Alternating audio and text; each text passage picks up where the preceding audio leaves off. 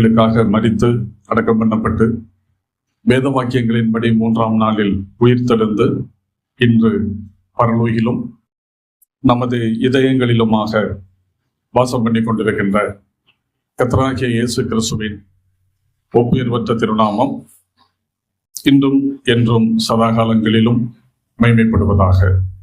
சரி, ஒரு நல்ல சந்தோஷமான ஒரு ஆராதனை நேரத்தை உங்களோடு கூட செலவிடும்படியான ஒரு வாய்ப்பு கிடைத்ததில் அதிக மகிழ்ச்சி அடைகிறேன்.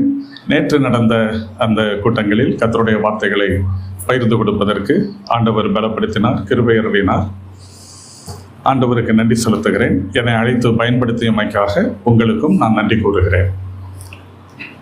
எனக்கு கொடுக்கப்பட்ட தலைப்பிலே,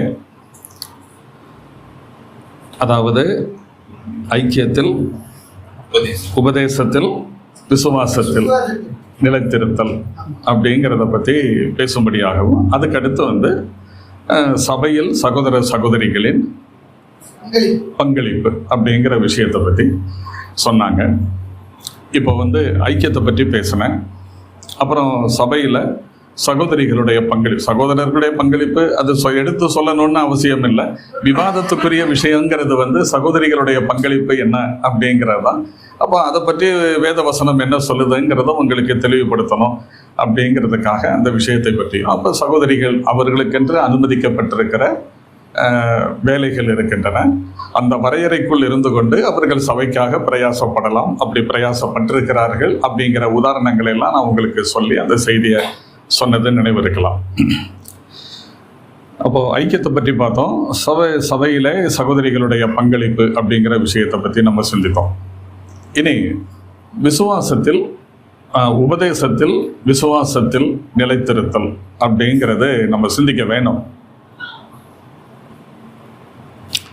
இதில் என்ன சிக்கல் அப்படின்னா, உங்களை போலவே எனக்கும் விசுவாசத்தில் நிலைத்திருத்தல், உபதேசத்தில் நிலைத்திருத்தல் அப்படின்னு சொல்லும்போது, இந்த விசுவாசம் அப்படிங்கிறது இவங்க மைண்ட்ல எதை மனசுல வச்சுக்கிட்டு கேட்குறாங்க அப்படிங்கிறது எனக்கு இப்போ வரைக்கும் புரியலை.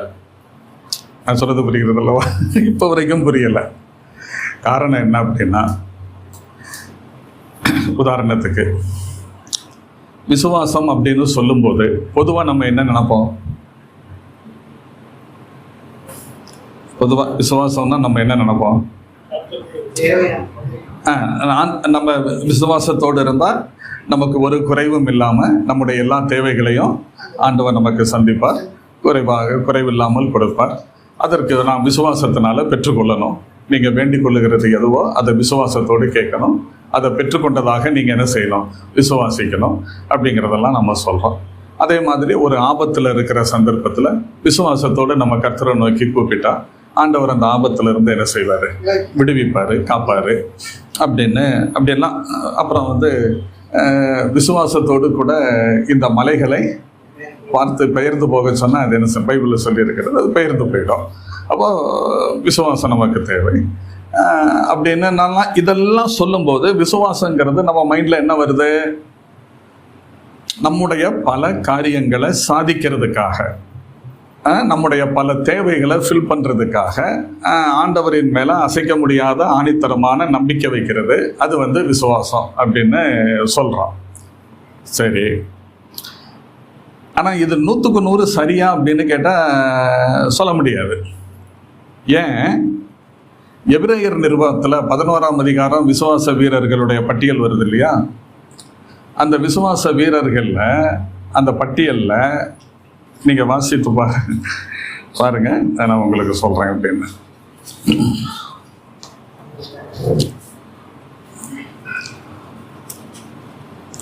முதல் 3 வசனங்கள்ல விசுவாசத்திற்கான ஒரு விளக்கம் திருமறையே கொடுக்குது. விசுவாசத்திற்கான ஒரு விளக்கத்தை கொடுக்குது. அதை முடிச்சுட்டு அப்புறம் 4ஆம் வசனத்திலிருந்து விசுவாச வீரர்கள் விசுவாசத்தினால சாதித்த அந்த சாதனைகளை பற்றி, அவங்க வாழ்ந்த வெற்றிகரமான அந்த வாழ்க்கையை பற்றி நமக்கு சொல்லப்படுது கடைசி வரைக்கும். இப்போ இதிலெல்லாம் நீங்கள் பார்த்தீங்கன்னா விசுவாசத்தினால அவங்க என்னென்ன செஞ்சாங்க, சாதிச்சாங்க அப்படிங்கிறத சொல்லப்பட்டிருக்கிறது. அதில் குறிப்பாக நீங்கள் பாருங்கள் 32ஆம் வசனத்துல இருந்து பின்னும் நான் என்ன சொல்லுவேன், கிதியோன், பாராக், சிம்சோன், யெப்தா, தாவீது, சாமுவேல் என்பவர்களையும் தீர்க்கதரிசிகளையும் குறித்து நான் விவரம் சொல்ல வேண்டுமானால் காலம் போதாது. விசுவாசத்தினாலே அவர்கள் ராஜ்யங்களை ஜெயித்தார்கள், நீதியை நடப்பித்தார்கள், வாக்குத்தத்தங்களை பெற்றார்கள், சிங்கங்களின் வாய்களை அடைத்தார்கள், அக்கினியின் உக்கிரத்தை அவித்தார்கள், பட்டய கருக்குக்கு தப்பினார்கள், பலவீனத்தில் பலன் கொண்டார்கள், யுத்தத்தில் வல்லவர்களானார்கள், அந்நியருடைய சேனைகளை முறியடித்தார்கள், ஸ்திரீகள் சாக கொடுத்த தங்களுடையவர்களை உயிரோடு எழுந்திருக்க பெற்றார்கள். இப்படி எல்லாம் சொல்லியிருக்கு இல்லையா? இதெல்லாம் விசுவாசத்தினால என்னென்ன சாதிச்சாங்க. இது ஒரு ஃபேக்டினுடைய ஒன் சைடு. இது இப்படிதான் ஒரு ஃபேக்டினுடைய ஒன் சைடு. இது அடுத்த பக்கம், அடுத்த வசனத்துல இருந்து, அதே 35 பின்னால இருந்து, வேறு சிலர் மேன்மையான உயிர்த்தெழுதலை அடையும்படி விடுதலை பெற சம்மதியாமல் பாதிக்கப்பட்டார்கள். வேறு சிலர் நிந்தைகளையும் அடிகளையும் கட்டுகளையும் காவலையும் அனுபவித்தார்கள், கல்லெறியுண்டார்கள், வாளால் அறுப்புண்டார்கள், பரீட்சை பார்க்கப்பட்டார்கள், பட்டயத்தினாலே வெட்டப்பட்டார்கள். 34 என்ன வாசிக்கிறோம்? அக்கினியின் உக்கிரத்தை அவித்தார்கள், பட்டய கருக்குக்கு தப்பினார்கள். எதனால? விசுவாசத்தினால. இங்க 37 பட்டயத்தினாலே வெட்டப்பட்டார்கள். அங்க பட்டய கருக்குக்கு தப்பினாங்களாம் விசுவாசத்தினால, இங்க விசுவாசத்தினால வெட்டப்பட்டார்கள். இது என்னங்க? விசுவாசம் இருந்தா பட்டயத்துக்கு தப்பிச்சிருக்கத்தானே செய்யணும். ஆனா விசுவாசத்தை நிமித்தமா பட்டயத்தினால வெட்டப்பட்டார்கள். அப்புறம் வெட்டப்பட்டு மரித்தார்கள். செம்மறியாட்டு தோள்களையும் வெள்ளாட்டு தோள்களையும் பொறுத்து கொண்டு திரிந்து குறைவையும் உபத்திரவத்தையும் துன்பத்தையும் அனுபவித்தார்கள். எதனால? விசுவாசத்தினால. வனாந்தரங்களிலேயும் மலைகளிலேயும் குகைகளிலேயும் பூமியின் வெடிப்புகளிலேயும் சிதறுண்டு அலைந்தார்கள். இவர்கள் எல்லாம் விசுவாசத்தினாலே நற்சாட்சி பெற்றும் வாக்குத்தத்தம் பண்ணப்பட்டதை. அப்போ விசுவாசத்துக்கு 2 சைடு இருக்கா? ஒன்று பட்டயத்துக்கு தப்புறது விசுவாசத்தினுடைய ஒரு சைடு, இன்னொன்று பட்டயத்தினால் பலியாகிறது, வெட்டி சாவுறது, அது விசுவாசத்தினுடைய இன்னொரு சைடு. இந்த எபிரேயர் நிருபம் 11ஆம் அதிகாரத்துல விசுவாசங்கிற வார்த்தை 24 முறை வருகிறது. இந்த 24 முறை இதற்கு பயன்படுத்தப்பட்டிருக்கிற கிரீக்கு வேர்டு வார்த்தை பிஸ்டிஸ் அப்படிங்கிறது. அதுதான் விசுவாசங்கிறதுக்கு சொல்லப்பட்டிருக்கிறது. இது கிட்டத்தட்ட புதிய ஏற்பாட்டில் 8 அர்த்தங்களில் பயன்படுத்தப்பட்டிருக்கிறது. 8 அர்த்தங்களில் வருகிறது. அதுல ஒரு அர்த்தம் இப்ப ஃபெய்த், விசுவாசத்துக்கு நம்ம என்ன சொல்லுவோம்? ஃபெய்த்னு சொல்றோம். அது ஃபெய்த்னு மொழிபெயர்க்கப்பட்டிருக்கு. அதே மாதிரி விசுவாசங்கிற வார்த்தை பிஸ்டிஸ், அதனுடைய மூலச்சொல், அது ஃபெய்த்துங்கிறத விட அதிகமாக பயன்படுத்தப்பட்டிருக்கிறது ஃபெய்த்ஃபுல்னஸ். அப்போ அது என்ன ஆகும்? உண்மைத்தன்மை. அப்படித்தானங்க? ஃபெய்த்ஃபுல்னஸ், உண்மைத்தன்மை அப்படிங்கிறத நம்ம சொல்லப்பட்டிருக்கு. இதே மாதிரி 8 அர்த்தங்கள்ல அந்த வார்த்தைகள் பயன்படுத்தப்பட்டிருக்கு. அப்ப இதுல எந்தெந்த இடங்களிலெல்லாம் என்னென்ன அர்த்தத்திலெல்லாம் இது வருது, அப்ப அந்தந்த விஷயத்தோடு இதைக்கு இந்த அர்த்தம் பொருந்தும். இன்னொன்னு இந்தந்த விஷயங்கள்ல இன்னென்ன வசனங்களோடு இந்த அர்த்தத்துல இந்த வார்த்தை விசுவாசம்னு பயன்படுத்தப்பட்டிருக்கு. இப்படியே பிரிச்சு கொண்டு போகும்போது எனக்கு உள்ள போயிட்டு திரும்ப வர முடியல. அதனால எனக்கும் குழப்பம் ஏற்பட்டு உங்களையும் குழப்பத்துக்குள்ளாக்கி அந்த சிக்கலுக்குள்ள வேண்டாங்கிறதுக்காக நான் அந்த விஷயத்தை தற்பொழுது மாற்றி வைக்கிறேன். சரியா? ஒரு விஷயத்தை செஞ்சா பெர்ஃபெக்டா செய்யணும், அப்படித்தானுங்க? கரெக்டா நிறைவா சொல்லணும். இல்லைன்னா அது எனக்கு தெரியாதுங்கன்னு சொல்லிட்டு போயிடணும். அதனால இப்போ நான் அந்த விசுவாசங்கிற விஷயத்தை பற்றி, விசுவாசத்தில் நிலைத்திருத்தல் அப்படிங்கிற விஷயத்தை பற்றி இப்போ நான் பேச போகலை. அது ப்ராசஸில் இருக்கு. ஆண்டவர் இன்னொரு சந்தர்ப்பம் அனுமதிச்சா, அதுக்கிடையில் வந்துட்டாருன்னா விசுவாசத்தை பற்றிய பிரசங்கமே தேவையில்லை. ஏன்னா நேரடியாகவே என்ன செஞ்சிடறோம், அவரை பார்க்க போயிடுறோம். அப்புறம் நம்ம எல்லாம் அங்கே போயிட்டோம், அதுக்கப்புறம் எதுக்கு பிரசங்கம்?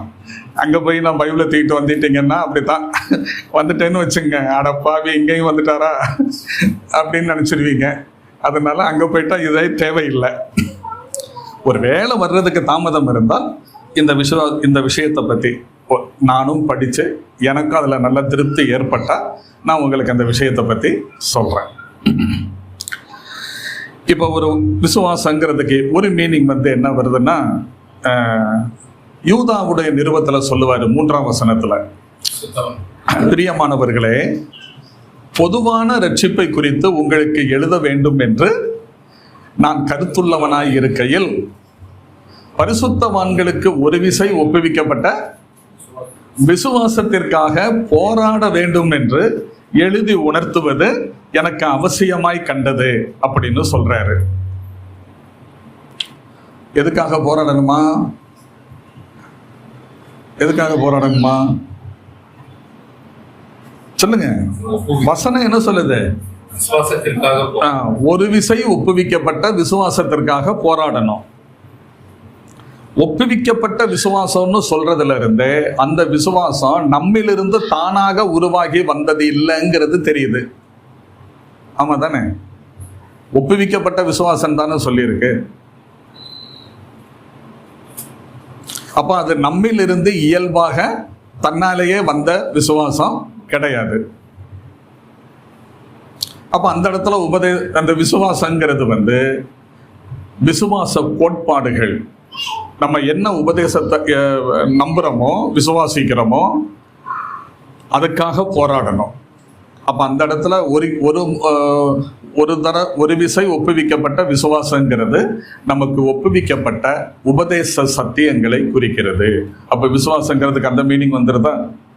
இப்போ நம்ம தலைப்பு கொடுக்கும்போது விசுவாசத்தில் உபதேசத்தில் நிலைத்திருங்கள் அப்படின்னா இந்த கோணத்துல பார்க்கும்போது விசுவாசமே எதுவாகவும் இருக்கிறது, உபதேசமாகவும் இருக்கிறது. அப்ப இந்த மாதிரி அதுல கொஞ்சம் சிக்கல் இருக்கிறதுனால எதையாவது சொல்லி சமாளிக்கணும்னு எனக்கு தோணலை. அதனால கொஞ்சம் இதுல இருந்து நான் ரிலீவ் ஆகிறேன். விஷயம் நல்லா படிச்சதுக்கு அப்புறம் நான் இந்த விஷயத்தை பற்றி ஆண்டவர் அனுபவிச்சாருன்னா நான் உங்களுக்கு சொல்றேன். இந்த வரங்கள்ல விசுவாச வரம்னு ஒரு வரம் இருக்கா இல்லையா? இருக்கு. இப்போ 1 கொரிந்தியர் 12ஆம் அதிகாரத்துல ஆண்டவர் வரங்களை என்ன செய்யறாரு? பகிர்ந்து கொடுக்கிறாரு அப்படின்னு வாசிக்கிறோம். ஒருவனுக்கு அறிவை உணர்த்தும் வசனமும், வேறொருவனுக்கு ஞானத்தை போதிக்கும் வசனமும், வேறொருவனுக்கு தீர்க்க தரிசனம் சொல்லுதலும், வேறொருவனுக்கு போதகம் பண்ணுதலும், வேறொருவனுக்கு ஆவிகளை பகுத்தறிதல், இப்படி ஒவ்வொருத்தனுக்கு சொல்லிட்டு இவைகளை எல்லாம் அந்த ஒரே ஆவியானவர் நடப்பித்து தமது சித்தத்தின்படி அவனுக்கு பகிர்ந்து கொடுக்கிறார் அப்படின்னு சொல்லப்பட்டிருக்கு. அப்ப ஆவியானவர் வரங்களை ஒவ்வொருத்தனுக்கும் என்னென்னவா பகிர்ந்து கொடுக்கிறாரு அப்படின்னு சொல்லப்பட்டிருக்கு. அப்போ அந்த வரங்கள்ல விசுவாசமும் உட்பட்டிருக்கிறபடினால, அது விசுவாசம்ங்கிற ஒரு வரம் இருக்கிறதுனால அந்த வகையை சார்ந்த விசுவாசம் அவர் யாருக்கு கொடுக்கிறாரோ அவங்களுக்கு தான் இருக்கும். அப்படிப்பட்ட விசுவாசம் இல்லாத ஒருத்தனை பார்த்து உனக்கு என்ன விசுவாசமே கிடையாதா, நீ எல்லாம் ஒரு விசுவாசியா, விசுவாசம் வேண்டாம் அப்படின்னு எப்படி கேட்க முடியும்? அது அவர் வரமா கொடுக்கிறாரு, கொடுக்கிறவன்ட்ட தானே அது இருக்கும்.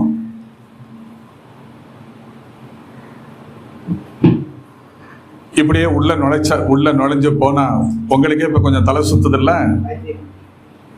விசுவாசம்னு வரும்போது, ஏன்னா விசுவாசம்னு நம்ம லேசா நினைச்சிட்டோம், அது எப்படி போகுது அப்படின்னு தோணுது. கொஞ்சம் வெயிட் பண்ணுங்க, பார்ப்போம் அடுத்து. அதனால நான் இப்போ வேறொரு செய்தியை நான் உங்களோடு பகிர்ந்து கொள்ளும்படி விரும்புகிறேன். மல்கியா தீர்க்க தரிசன புஸ்தகத்துக்கு நம்முடைய கவனத்தை செலுத்துவோம். சமீப நாட்களில் நான் ரொம்ப படித்து கொண்டிருக்கிற ஒரு விஷயங்களில் புத்தகங்களில் ஒன்று மல்கியா தீர்க்க தரிசன புத்தகம். இந்த புத்தகத்தில் இப்போ உபதேச விஷயங்களை ரொம்ப பார்க்க முடியாது. மல்கியா தீர்க்க தரிசன புஸ்தகங்களில் உபதேச விஷயங்களை ரொம்ப பார்க்க முடியாது. ஆனால் நடைமுறை வாழ்க்கைக்கான அறிவுரைகள், ஆலோசனைகள், எச்சரிப்புகள் இதெல்லாம் இந்த மல்கியாவினுடைய புஸ்தகத்தில் ரொம்ப செழிப்பாக இருக்கிறத நீங்கள் பார்க்கலாம். அதனால் எந்த காலத்தில் வாழ்கின்ற கர்த்தருடைய பிள்ளைகளுக்கும் பொருத்தமான படிக்க வேண்டிய ஒரு நல்ல புத்தகம் மல்கியா தீர்க்க தரிசன புஸ்தகம். அந்த புஸ்தகத்திலிருந்து சில விஷயங்களை நான் உங்களோட பகிர்ந்து கொள்கிறேன். மல்கியா தீர்க்கதரிசி அவர் பழைய ஏற்பாட்டு கால பழைய ஏற்பாட்டு தீர்க்க புஸ்தகங்களிலே கடைசி புஸ்தகம். பழைய ஏற்பாட்டில் இடம்பெற்றுள்ள தீர்க்க தரிசன நூல்களிலே கடைசி புத்தகம். எப்பயுமே ஒரு மனிதனுடைய கடைசியாக சொல்லப்படுற ஒரு வார்த்தைக்கு அதிக முக்கியத்துவம் இருக்கு. அதில் சில கிளைமேக்ஸுகளை பார்க்கலாம். எனக்கு ரொம்ப பிடித்த ஒரு பைபிள் கேரக்டர், இது வரைக்கும் என் பிரசங்கத்தை தொடர்ந்து கேட்டு வந்தவங்களுக்கு அது தெரிஞ்சிருக்கும், அப்போஸ்தலனாகிய பவுல். அவரை பற்றி மேற்கோள் காட்டாத கிட்டத்தட்ட பிரசங்கமே இருக்காது அப்படின்னு சொல்லலாம். ஒருவேளை அவருடைய பேரை எனக்கு வச்சிருக்கிறதுனால அப்படி ஒரு இழுப்பு இருக்கோ என்னமோ எனக்கு தெரியாது. ஆனால் என்னை ரொம்ப கவர்ந்த ஒரு கேரக்டர் பவுல் அப்போஸ்தலன். பரலோகத்துக்கு போனதுக்கு அப்புறமும் நான் அதிகமாக பார்க்க விரும்பக்கூடிய, எனக்கு அதிகம் அறிமுகமாக, அதாவது படித்து அறிமுகமானவங்களில் பார்த்து அறிமுகமானவங்க பலர். அது மாதிரி பரலோகத்துக்கு போனால் இவங்களெல்லாம் பார்க்கணும் அப்படின்னு மனசில் ஆசை இருக்குது இல்லையா? அதில் ஒரு முக்கியமான இடத்துல இருக்கிறாரு அப்போஸ்தலனாகிய பவுல். அவர் எழுதின நிருபங்களில் முதல் நிருபம் 1 தெசலோனிக்கேயர், அதான் பவுல் எழுதின முதல் நிருபம். அவர் எழுதின கடைசி புத்தகம் 2 தீமோத்தேயு. அதை எழுதும்போது அவர் ரோமாபுரியில் 2ஆம் கட்ட சிறைவாசத்தில் இருக்கிறாரு. மரண தண்டனை தீர்ப்பு சொல்லப்பட்டு விட்டது. தண்டனை நிறைவேற்றப்படுகிற நாளை எதிர்பார்த்து காத்திருக்கிறாரு. இன்னும் ஒரு சில தினங்கள்ல தலை வெட்டப்பட்டு சாக போறாரு. ஆனா தீமோத்தேயுவினுடைய முகம் அவர் கண் முன்னாடி நிக்குது. தீமோத்தேயுவும் இருக்கும்போது தான் ரோம கவர்மெண்ட் அரசாங்கம் அவரை கைது பண்றாங்க. அப்படி கைது பண்ணும்போது செய்வதறியாது திகைச்சு அழுதுகிட்டே நிற்கிறாரு தீமோத்தேயு. ஒன்றும் பண்ண முடியாது. என்ன பண்ண முடியும்? அப்படி கண்ணீர் விட்டு அது நிற்கிறாரு. அந்த கண்ணீர் விட்டு நிற்கின்ற அந்த முகம்தான் பவுல் அப்போஸ்தலனுக்கு கண் முன்னாடி நிற்கி. அதனால மரண தண்டனையும் தீர்ப்பு சொல்லிட்டாங்க. தலை வெட்டப்பட்டு சாக போகிறோம். நம்ம கூடவே நிழல் போல பின்தொடர்ந்து வந்த ஒரு மனிதன், ஒரு மகன், ஆவிக்குரிய மகன் தீமோத்தேயு கடைசியாக அழுதுகிட்டே நின்று அந்த காட்சி அவருடைய மனசை ரொம்ப தாக்கத்தை ஏற்படுத்த, சாகிறதுக்கு முன்னாடி அவரை பார்க்கணுன்னு ஆசைப்பட்டார். அதுக்காக அவரை வர சொல்லி எழுதி அனுப்புகிற நிருபம் தான் 2வது நிருபம். நீ வாப்பா, உன்கிட்ட நிறையா விஷயத்த பேசணும் அப்படின்னு சொல்லி அதை மட்டும் அந்த கடிதத்தை கொடுத்து அனுப்பியிருக்கலாம். ஆனால் 4 அதிகாரங்கள் கொண்ட ஒரு நிருபத்தையே எழுதுறாரு. அவரை பார்க்கறதுக்கு வர சொல்றாருல, அதை மட்டும் விஷயம் சொன்னால் போதும்ல.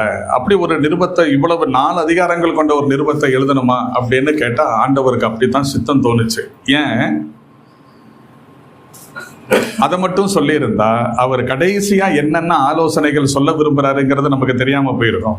ஆனா இப்ப அவர் எழுத அது நமக்கு புஸ்தக வடிவத்தில் கிடைக்க 2000 வருடங்களாக கோடிக்கணக்கான பரிசுத்தவான்கள் இன்னைக்கும் அந்த நிருபங்களை வாசித்து என்ன செய்யறாங்க, பயன்பெறாங்க. இதே மாதிரி பைபிள்ல கடைசியாக சில சொல்லப்பட்ட வார்த்தைகள்லாம் ரொம்ப முக்கியமா இருக்கிறத பார்க்கலாம். அது மாதிரி பழைய ஏற்பாட்டு காலத்துல ஆண்டவர் ஜனங்களோடு பேசின தீர்க்கதரிசிகள்ல கடைசி அவர் தான். அதுக்கப்புறம் 400 வருடங்கள் தேவன் மௌனமாயிட்டார், பேசவே இல்லைல்ல, அவங்க கூட பேசல. அந்த 400 வருடங்களுக்கு அப்புறம் அடுத்து வந்தது யாரு? யோவான் திருமுழுக்கர் வர்றாரு, யோவான் ஸ்நானன் வர்றாரு. அப்ப அதனால ஒரு கடைசியாக இருக்கிறதுனால அந்த புத்தகம் ஒரு விசேஷமாகத்தான் இருக்கு, மகுடமான ஒரு புத்தகமாகத்தான் இருக்கு. இந்த புத்தகத்துக்கு மட்டும் இருக்கிற ஒரு தனி சிறப்பு என்ன அப்படின்னா, மற்ற தீர்க்கதரிசிகள் நூல்களை நீங்க பார்த்தீங்கன்னா அவங்க வந்து விஷயத்தை சொல்லிக்கிட்டே போவாங்க, கர்த்தருடைய வார்த்தைகளை சொல்லிக்கிட்டே போவாங்க. ஆனால் மல்கியாவில் மக்களுடைய ரியாக்ஷனை பற்றியெல்லாம் அவங்க கவலைப்பட மாட்டாங்க, சொல்லிகிட்டே போவாங்க, அவ்வளோதான். ஆனால் மல்கியா புஸ்தகத்தை நீங்கள் வாசிக்கும் போது எல்லாமே உரையாடலாக வர்றதை பார்க்கலாம். ஆண்டவர் ஒரு விஷயத்தை சொல்லுவார், ஜனங்கள் வந்து அதற்கு எதிர்மறையான கேள்வியை கேட்பாங்க. அப்புறம் ஆண்டவர் அதுக்கு பதில் சொல்லிக்கிட்டு இருப்பார். அதை சொல்லி முடிச்சுட்டு இன்னொரு விஷயத்தான் ஆண்டவர் சொல்லுவார். ஜனங்கள் உடனே எதிர்கேள்வி கேட்பாங்க, அதுக்கு பதில் சொல்லுவார். அந்த விஷயத்தை முடிச்சுட்டு மறுபடியும் ஒரு விஷயத்தை சொல்லுவார். உடனே அவங்க எதிர்கேள்வி கேட்பாங்க, அதுக்கு விளக்கம் கொடுப்பாரு. இப்படியே உரையாடலாகவே போகும் மல்கியா தீர்க்க தரிசன புஸ்தகத்தில் வரக்கூடிய வசனங்கள். ஒரு உதாரணத்துக்கு சொல்றேன் பாருங்க. ஒரு பானை சோற்றுக்கு ஒரு சோறு பதம் பார்த்தல் அப்படிங்கிறது மாதிரி ஒரு உதாரணத்தை சொல்றேன். முதல் வசனம் அது வந்து அறிமுக வார்த்தை அப்படின்னு விட்டுருங்க. இப்போ 2ஆம் வசனத்துல இருந்து ஆண்டவர் பேசுறார். முதல் வசனத்துல 2ஆம் வசனத்துல இருந்து 5வது வசனம் வரைக்கும் முதல் உரையாடல் வருது. நான் உங்களை சிநேகித்தேன் என்று கர்த்தர் சொல்லுகிறார். அதற்கு நீங்கள் எங்களை எப்படி சிநேகித்தீர் என்கிறீர்கள்? கர்த்தர் சொல்லுகிறார், ஏசா யாக்கோபுக்கு சகோதரன் அல்லவோ? ஆகிலும் யாக்கோபை நான் சிநேகித்தேன், ஏசாவையோ நான் வெறுத்தேன். அவனுடைய மலைகளை பாழும், அவனுடைய சுதந்திரத்தை வனாந்தரத்தில் உள்ள வலுசர்ப்பங்களின் தாவும் ஆக்கினேன். ஏதோமியர் நாம் எளிமைப்பட்டோம், ஆனாலும் பாழானவைகளை திரும்ப கட்டுவோம் என்று சொல்லுகிறார்கள். அதற்கு கர்த்தர், அவர்கள் கட்டுவார்கள், நான் இடிப்பேன். அவர்கள் துன்மார்க்கத்தின் எல்லை என்றும் கர்த்தர் என்றென்றைக்கும் சினம் வைக்கிற ஜனம் என்றும் சொல்லப்படுவார்கள் என்கிறார். இதை உங்கள் கண்கள் காணும். அப்பொழுது நீங்கள் கர்த்தர் இஸ்ரவேலுடைய எல்லை துவக்கி மகிமைப்படுவார் என்பீர்கள். அந்த முதல் உரையாடல். இப்ப பாருங்களேன், ஆண்டவர் என்ன சொல்றாரு? நான் உங்களை சிநேகித்தேன் அப்படிங்கிறார். உடனே இவங்க என்ன பண்றாங்க? ஆமா, எப்படி எங்களை சிநேகித்தீர்? உடனே ஆண்டவர் அதுக்கு விளக்கம் கொடுக்கிறார். அதான் 5ஆம் வசனம் வரைக்கும். அடுத்த 6ஆம் வசனத்துல 2வது உரையாடல் ஆரம்பமாகுது. என்ன சொல்றாரு? குமாரன் தன் பிதாவையும் ஊழியக்காரன் தன் எஜமானையும் கனம் பண்ணுகிறார்களே, நான் பிதாவானால் என் கனம் எங்கே? நான் எஜமானனானால் எனக்கு பயப்படும் பயம் எங்கே என்று சேனைகளின் கர்த்தர் தமது நாமத்தை அசட்டை பண்ணுகிற ஆசாரியர்களாகிய உங்களை கேட்கிறார். ஆண்டவர் சொல்றாரா? உடனே இவங்களுடைய ரியாக்ஷன் எப்படி வருது பாருங்க. அதற்கு நீங்கள் உமது நாமத்தை எதனாலே அசட்டை பண்ணினோம் என்கிறீர்கள். நீங்க என்னை ரொம்ப அலட்சியப்படுத்துறீங்கப்பா. என்னை தகப்பன்னு சொல்றீங்க, கனம் பண்ண மாட்டேங்கிறீங்க, மரியாதை கொடுக்க மாட்டேங்கிறீங்க. என்னை எஜமான்னு சொல்றீங்க, பயப்பட மாட்டேங்கிறீங்க. அப்ப எனக்கு கொடுக்குற பயம் எங்க? எனக்கு கொடுக்குற மரியாதை கனம் எங்கன்னு கேட்கும்போது, என்ன எப்போ பார்த்தாலும் கனம் பண்ணலைன்னு சொல்லிட்டு இருக்கீங்க, என்னத்துல இப்போ கனம் பண்ணலை, நாங்கள் என்னத்தை அசட்டை பண்ணோம் அப்படிங்கிற தோரணையில் இவங்க கேட்குறாங்க. உடனே இதுக்கு ஆண்டவர் என்ன செய்கிறாரு? அதுக்கு விளக்கம் கொடுக்கிறாரு. இந்த உரையாடல் 2ஆம் அதிகாரத்தினுடைய 9ஆம் வசனம் வரைக்கும் போகுது. இப்படியே நீங்க பார்த்தீங்கன்னா மல்கியா தீர்க்க தரிசன புஸ்தகத்தில் 6 உரையாடல்கள் வர்றதை பார்க்கலாம். சரி, இந்த 6 உரையாடல்களை நம்ம படிச்சு முடிச்சிட்டோம்னா மல்கியா தீர்க்க தரிசன புஸ்தகத்தை என்ன செஞ்சிடலாம்? படிச்சிடலாம். அது உங்களுக்கு நல்லா புரியும். சரி, முதல் உரையாடலை நம்ம பார்ப்போம். மல்கியாவை கொண்டு கர்த்தர் இஸ்ரவேலுக்கு சொன்ன வார்த்தையின் பாரம் அப்படின்னு முதல் வசனம் ஆரம்பிக்குது. மல்கியா அப்படிங்கிற அந்த பேருக்கு என்ன அர்த்தம்னா, என் தூதுவன் அப்படின்னு அர்த்தம். மை மெசஞ்சர், என்னுடைய தூதுவன் அப்படின்னு அர்த்தம், அல்லது என் தூதன் அப்படின்னு அர்த்தம். இதனால வேத ஆராய்ச்சியாளர்கள் என்ன கருதுனாங்க அப்படின்னா, மல்கியாங்கிறது அவருடைய இயற்பெயர் கிடையாது. அவங்க அப்பா அம்மா வச்ச பேரு கிடையாது. அவர் கர்த்தருடைய வார்த்தையை அறிவிக்கக்கூடிய கர்த்தருடைய செய்தியாளர், கர்த்தருடைய தூதுவனாக இருந்தார். அந்த அர்த்தத்துல கர்த்தருடைய செய்தியை கொண்டு வருகிறவர் அப்படிங்கிற அர்த்தத்துல தன் தூதனை கொண்டு கர்த்தர் இஸ்ரவேலுக்கு சொன்ன வார்த்தை அப்படின்னு தான் அர்த்தம் எடுக்கணும். அவருடைய இயற்பெயர் என்ன அது நமக்கு தெரியாது அப்படின்னு சொல்றவங்களும் இருக்கிறாங்க. ஒருவேளை அப்படி சொல்ற கருத்தை நம்ம அங்கீகரித்தால் மல்கியாவினுடைய தாழ்மை இன்னும் ஒருபடி கூட ரொம்ப மேல போகுது. அவர் எவ்வளவாய் தன்னை தாழ்த்தி இருக்கிறார். அவரை பாருங்க, இப்ப மற்ற தீர்க்க தரிசன நூல்களை பாருங்க. இன்னென்ன ராஜாக்கள் இஸ்ரவேலை, இன்னென்ன ராஜாக்கள் யூதேயாவை ஆண்டு வந்த காலத்தில் இன்னாருடைய மகனாகிய இன்னாருக்கு இந்த ராஜாவினுடைய ஆட்சி காலத்தின் இத்தனாவது வருஷத்தில் கர்த்தருடைய வார்த்தை உண்டாகி அப்படின்னு வரும். இதுல அது எதையுமே காணும், காணும்ல, ஒன்றும் சொல்ல, டைரக்டா சொல்லிடுறாரு. மல்கியாவை கொண்டு கர்த்தர் இஸ்ரவேலுக்கு சொன்ன வார்த்தை. அப்பா அம்மா யாரு தெரியாது. இவர் எந்த வயசுல ஊழியத்துக்கு அழைப்பு பெற்றாரு அதுவும் தெரியாது. இவர் ஊழியத்துக்கு தீர்க்க தரிசன பணியை செய்யறதுக்கு வர்றதுக்கு முன்னாடி அவர் என்ன செஞ்சுக்கிட்டு இருந்தாரு அது நமக்கு தெரியாது. இது ஒண்ணுமே தெரியாது. கிட்டத்தட்ட எலியா வர்ற மாதிரி இவரும் வந்துட்டு போயிடுறாரு. பைபிள்ல இடம்பெற்றிருக்கிற கதாபாத்திரங்கள்ல ஒரு முக்கியமான கதாபாத்திரம் எலியா. ஆனா அவருடைய பேக்ரவுண்டு என்னங்கிறது இன்னைக்கு வரைக்கும் எனக்கு தெரியாது. பைபிள்ல என்ன சொல்லியிருக்கு, அவரை பத்தி முதல் வசனமே கீலேயாத்தின் குடிகளிலே திஸ்பியனாகிய எலியா, அவ்வளவுதான். அந்த அவருடைய சொந்த தேசம் என்னங்கிறது தெரியுது. எதுவா? கீலேயாத். அப்பா அம்மா யாரு தெரியாது.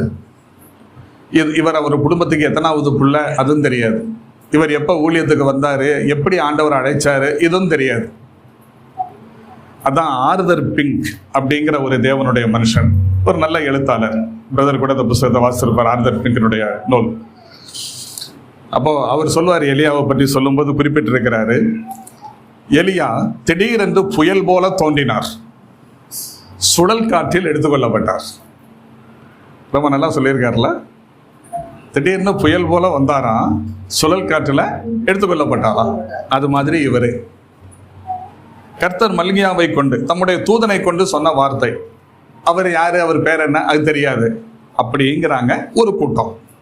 இன்னொரு கூட்டம் என்ன சொல்றாங்க, இல்லைங்க அவருடைய பேர் மல்கியா தான். அந்த பேருக்கு அர்த்தம் என் தூதுவன் அர்த்தம்.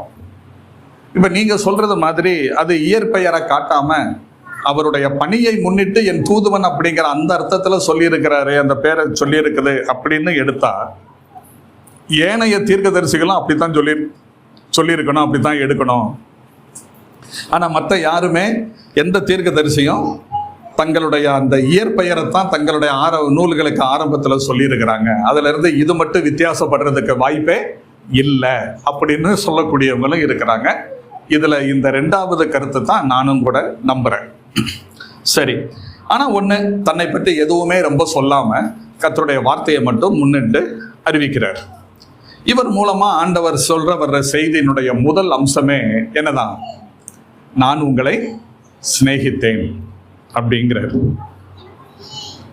தமிழ் பைபிள்ல சிநேகித்தேன் அப்படின்னு பாஸ்ட் டென்ஸ்ல சொல்லியிருக்கு. நான் உங்களை சிநேகித்தேன் அப்படின்னா என்ன அர்த்தம்? இப்ப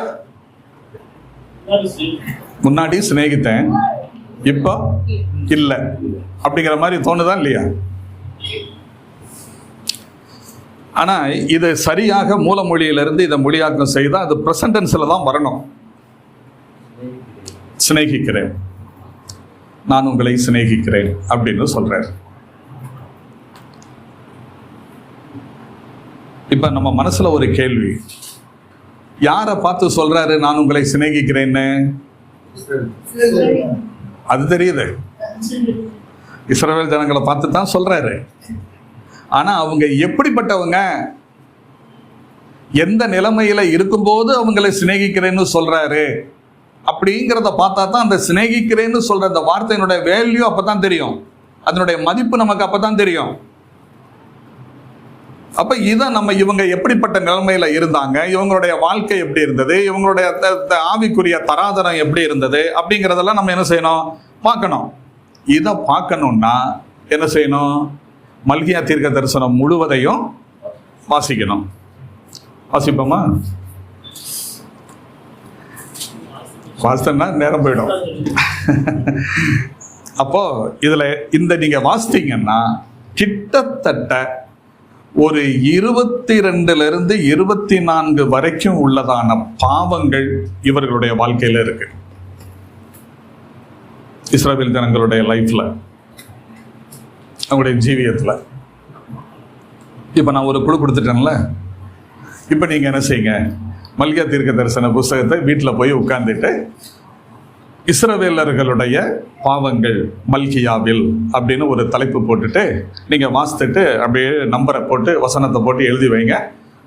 கொஞ்சம் கூட குறைய வரலாம், சிலது முன்னாடி கொஞ்சம் 20 22 அப்படின்னு சொல்றது 20 இருக்கலாம், 22 இருக்கலாம், சில 26 இருக்கலாம், நீங்க பார்த்துக்கங்க.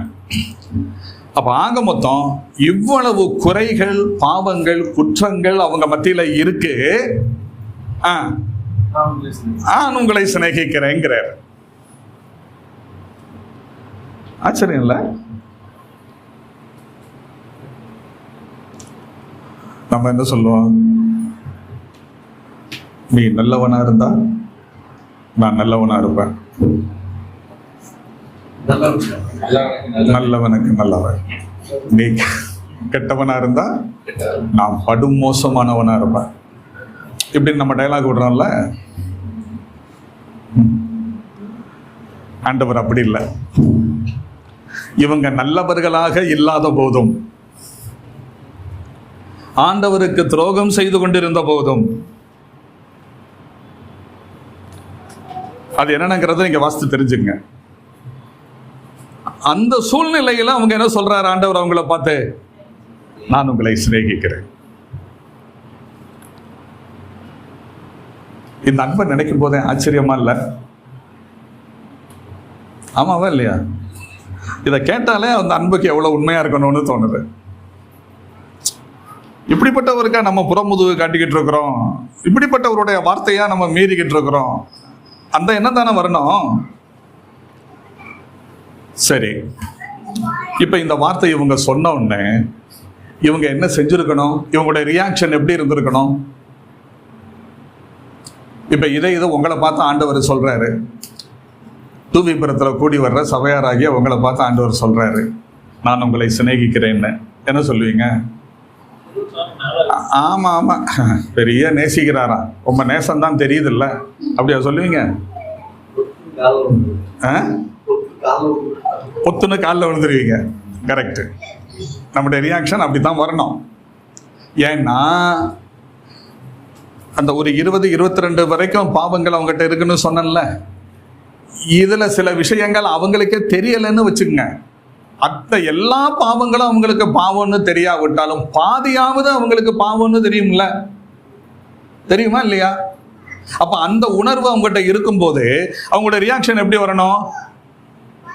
ஆண்டவரே, சரி ஆண்டவரேன்னு இல்ல, ஆண்டவரே இப்படிப்பட்ட என்னையவா நேசிக்கிறீர், இப்படிப்பட்ட எங்களையா நேசிக்கிறீர், ஐயோ என்கிட்ட என்னென்ன தப்புகள் இருக்கு, என்னைய பார்த்தா சொல்றீங்க நீங்க நேசிக்கிறீங்கன்னு, ஐயோ கையும் உடலையே காலும் உடலையே என்ன செய்யணும்னு தெரியலையே, இப்படித்தானே வரணும்.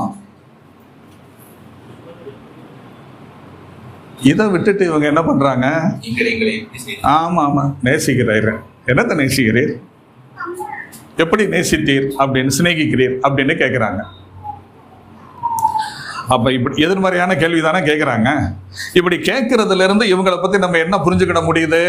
ஒண்ணு, தங்களுடைய வாழ்க்கையை பற்றிய குற்ற உணர்வு துளியளவும் இல்லை.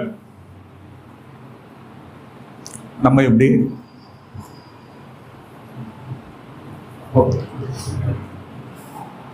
அந்த குற்ற உணர்வு இருந்தா பொத்துன்னு விழுந்திருப்பாங்க. அந்த ரியாக்ஷன் தான் வந்திருக்கும். ஆண்டவரே, நான் இவ்வளவு பெரிய தப்பு பண்ணியிருக்கிறேன், இப்படி இருக்கிறோம், அப்படி இருந்தும் என்ன நேசிக்கிறீங்களே ஆண்டவரேன்னு அந்த மாதிரி வர்றதுக்கு பதிலாக இப்படி வந்திருக்காது. அப்ப இவங்க தங்களை குறித்த உணர்வு, தங்களுடைய நிலைமையை குறித்த உணர்வு, தங்களுடைய தாழ்ந்து போன வாழ்க்கையை பற்றிய குற்ற உணர்வு துளியளவும் இல்லை. அதனுடைய வெளிப்பாடு தான் இந்த கேள்வி. இரண்டாவது, தேவனுடைய அன்பை சந்தேகிக்கிறார்கள். தங்களை பற்றிய உணர்வும் இல்லை, தேவனுடைய அன்பை பற்றிய சந்தேகம். அந்த முழுமையான விசுவாசமும் நம்பிக்கையும் இருந்திருந்தா இந்த கேள்வி என்ன செஞ்சிருக்காதுங்க, வந்திருக்காது.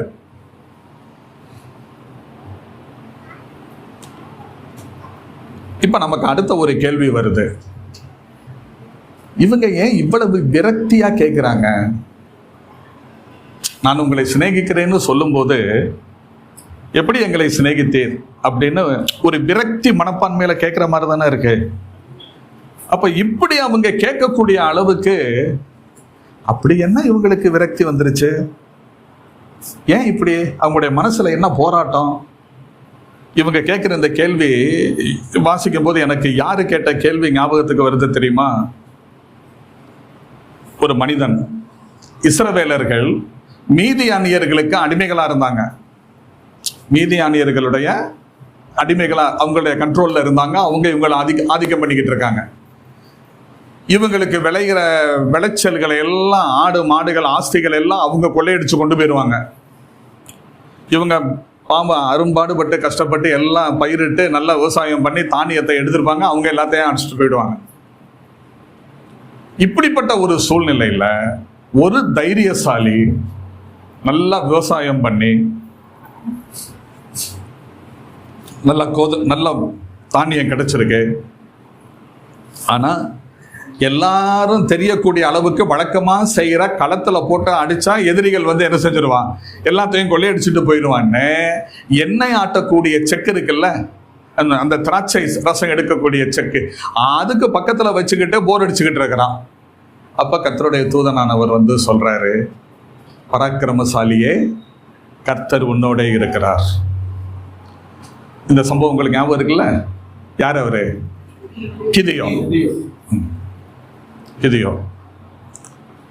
கர்த்தர் பராக்கிரமசாலியே, கர்த்தர் உன்னோட இருக்கிறாருன்னு சொன்ன உடனே கிதியோனுடைய ரியாக்ஷன் என்ன இருந்துச்சு? ஆமா ஆமா, கூட இருக்காராம்ல, அவரு கூட இருந்தா எதுக்கு இதெல்லாம் நடக்கு? அதான அர்த்தம். அப்படித்தானே கேட்டாரு. கர்த்தர் கூட இருப்பாரானால் இவைகளெல்லாம் எங்களுக்கு நேரிடுவானேன். கர்த்தர் கூட இருக்கிறாருன்னு சொல்றீங்க, ஏன் இதெல்லாம் நடக்கு? எவனோ ஒருத்தன் அந்நியன் வந்து எங்களை என்ன செய்யறான், ஆதிக்கம் பண்ணிக்கிட்டு இருக்கிறான். நாங்க அரும்பாடுபட்டு உழைச்சு சம்பாதிக்கிற தானியத்தை எல்லாம், எங்களுடைய ஆஸ்திகளை எல்லாம் எவனோ ஒருத்தன் கொள்ளையடிச்சிட்டு போறான். பாருங்க, வழக்கமா போடக்கூடிய களத்துல போட்டு இந்த தானியத்தை போரடிச்சு எடுக்கிறதுக்கு பதிலாக இதுல எவ்வளவு கஷ்டங்கள் இருக்கு. நான் எண்ணெய் ஆட்டக்கூடிய திராட்சரசம் எடுக்கக்கூடிய அந்த ஆலைக்கு பக்கத்துல வந்து இதை நான் போரடிச்சுக்கிட்டு இருக்கிறேன். எங்க ஜனங்கள்லாம் அடிமைப்பட்டு கிடக்குறாங்க. இந்த நேரத்துல வந்து கர்த்தர் கூட இருக்கிறாராம்ல, கேட்டார்ல. அவரு கேட்கிற மாதிரி தானே இவங்க கேட்கறதும் இருக்கு. நான் உங்களை சிநேகிக்கிறேன்னு சொன்னா எப்படி சிநேகித்தீர் அப்படின்னு கேட்குறாங்க. அப்போ அப்படி கேட்கக்கூடிய அளவுக்கு அவங்க மனசில் அப்படி விரக்தி ஏற்படுறதுக்கு என்ன காரணமாக இருக்கும் அப்படிங்கிறத பார்க்கணும்ல. டீ குடிச்சிட்டு அப்புறம் பார்ப்போம்.